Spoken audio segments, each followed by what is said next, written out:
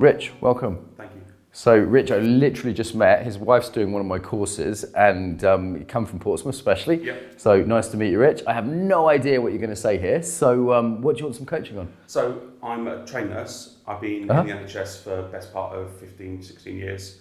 Now transitioning out of the NHS because reasons. Okay. And it's, for me, I'm used to people coming to me because they need me straight away, and they have to see me because I've been an A&E nurse, an ED nurse. People come there because they've got a serious reason to. And now I'm working with anxiety, stress and trauma.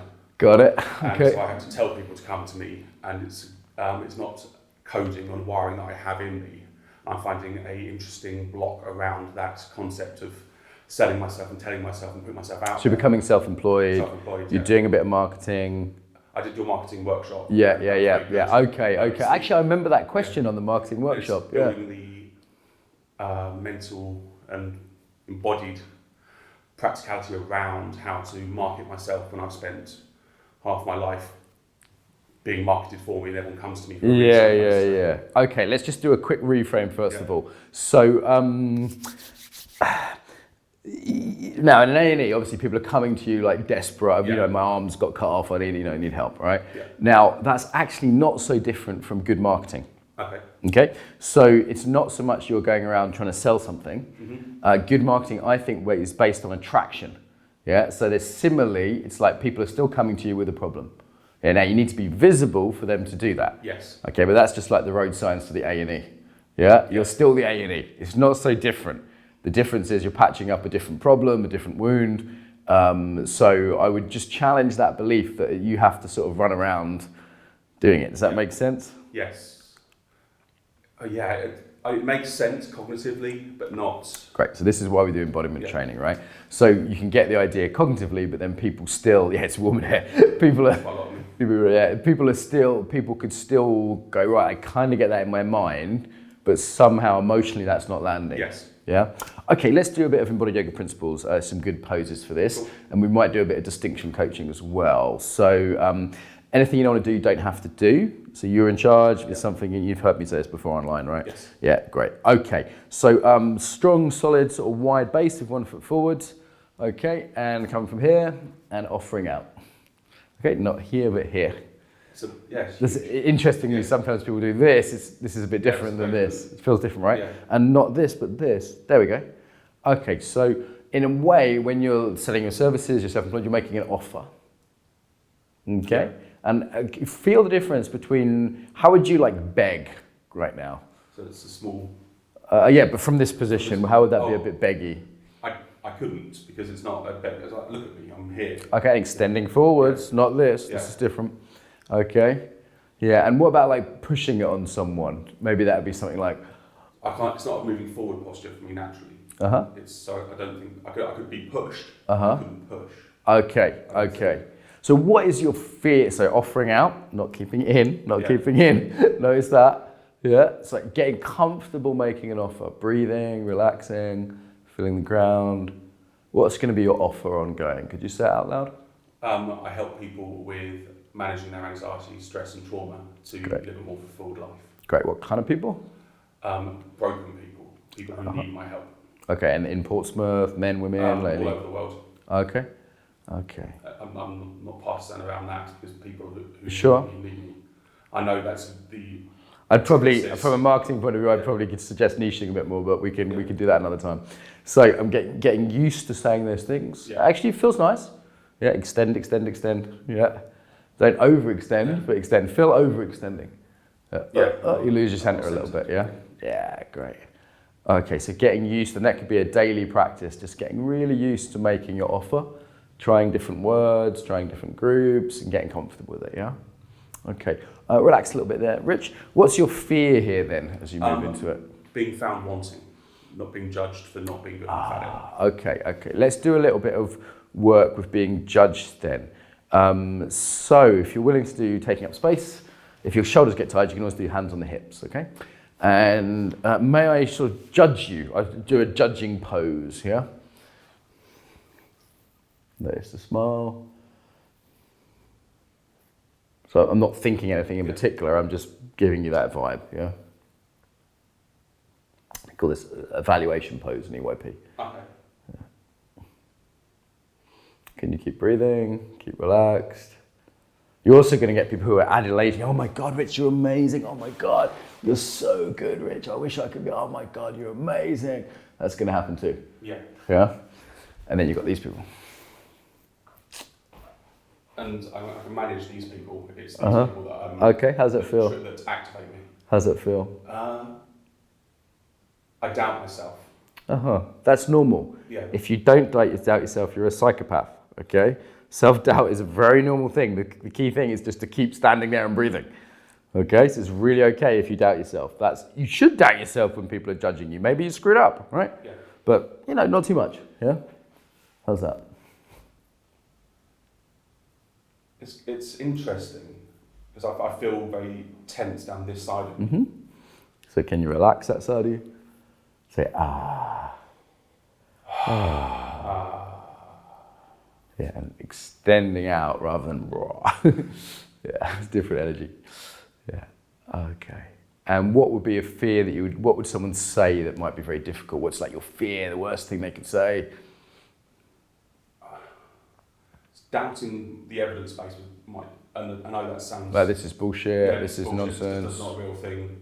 Okay. So I'm used to working from a very strong evidence base that you can't argue with, but you can argue with, but you can't. Yeah. Okay, so I'm here and I'm like, this is nonsense. This is keep there, keep breathing. You can put the hands on the hips if the shoulders are tired.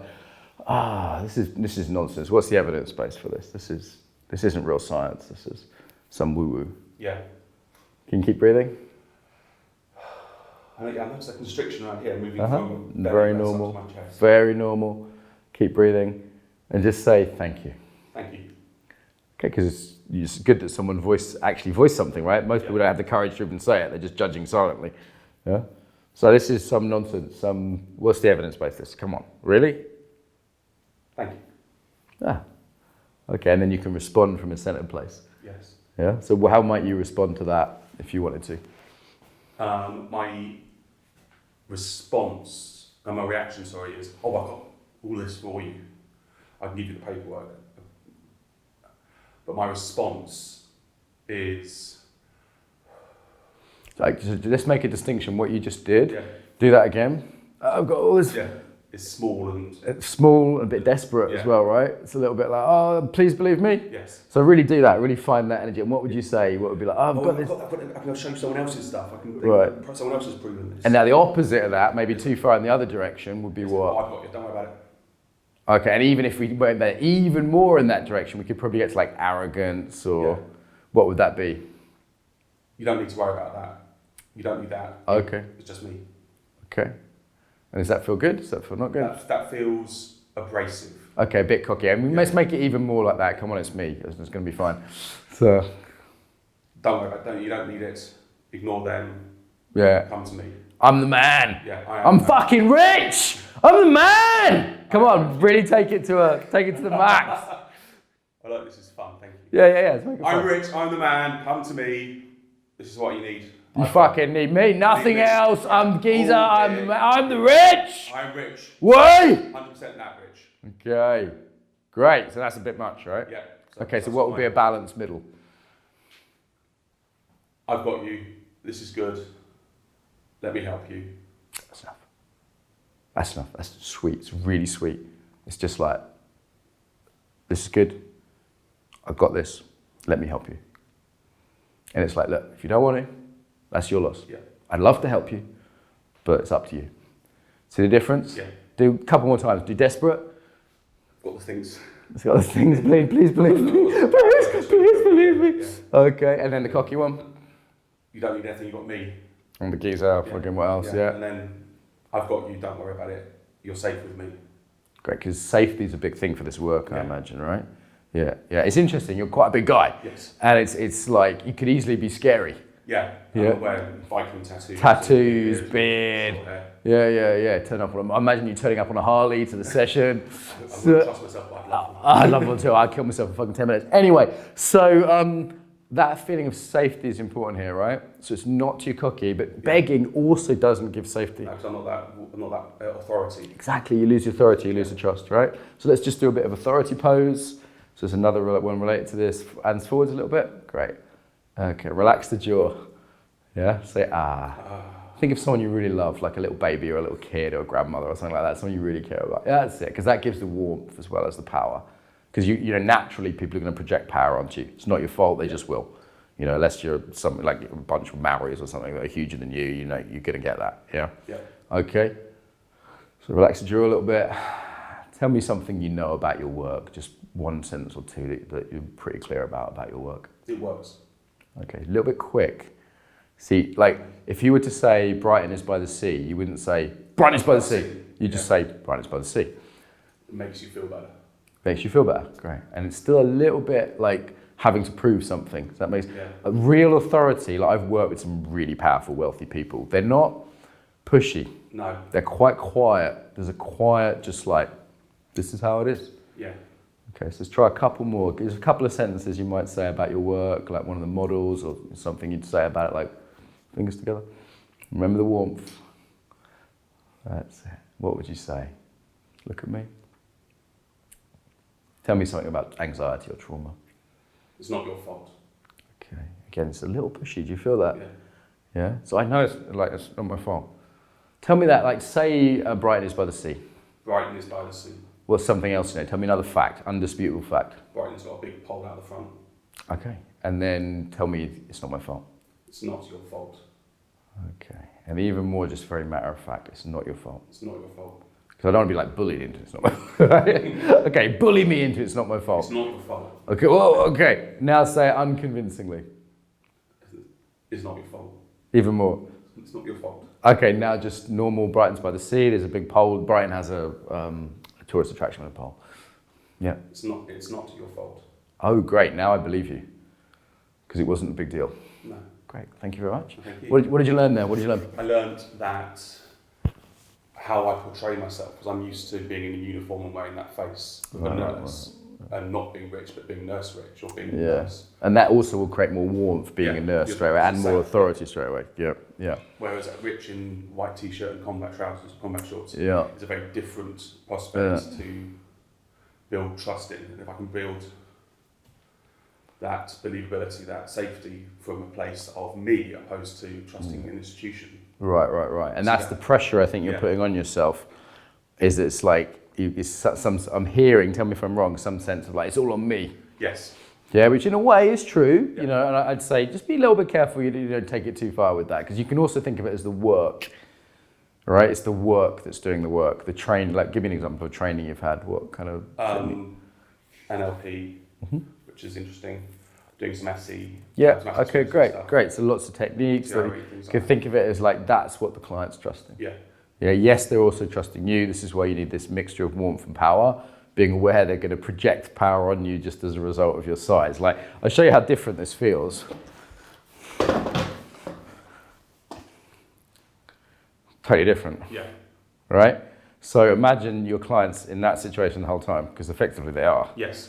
Yeah, so it's if I'm down here, it's different again, right? Well, so most people are going to be down here, yeah. So good to know. Any key takeaways, things you want to practice? Things I practice is the offering myself up, so forward arms, and being secure in what I'm offering, opposed to rushing out really quickly. Yeah, just matter of fact. It's the truth opposed to opinion. Great. Yeah, truth is just matter of fact. It's like we're in a white room. Yeah. You don't have to be like, we're in a white room. You don't have to push it on you, and I don't have to be nervous about it. It's just, we're in a white room. Yeah. Cool. It's a little practice to take away. What can you do like for 1 minute a day? 1 minute a day is the practice, that one, and stating my truth. Okay, so we give giving, just different, giving, so extend, and then we have taking space. It's like being seen, right? And then we have authority.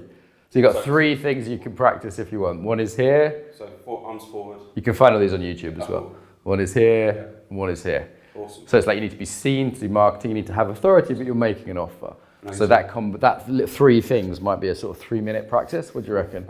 I'm down with that. And play with that? Yeah, definitely. Okay, let me know how it goes. If you need any tweaks, let me know. You're welcome, Rich. Pleasure. Thank you. Cheers. Thank you. Okay, nice session with Rich there. At the beginning, a little bit of reframing. Sometimes I actually work cognitively right at the beginning, just in terms of how they're framing a challenge. So I work with that a little bit at the beginning in terms of how I was looking at his marketing. Yeah, there's some classic EYP, you know, how he's making his offer. Lots of distinction coaching there, so distinguishing between, you know, in this, the being pushy versus, you know, being nervous versus being a little bit passive, making those distinctions in his body. As he said, you can understand something cognitively. People get this, right? They read the books, he gets it, he's a smart guy, but then it's like how to get that in his body, how to spot when he's going into that mode. You know, marketing and starting a business is not to be underestimated. It really brings out a lot in people about vulnerability, about being seen, about being loved, about their authority and power. Brings up a lot for people. So yeah, some of these EYP poses are classic ones that I use rather a lot.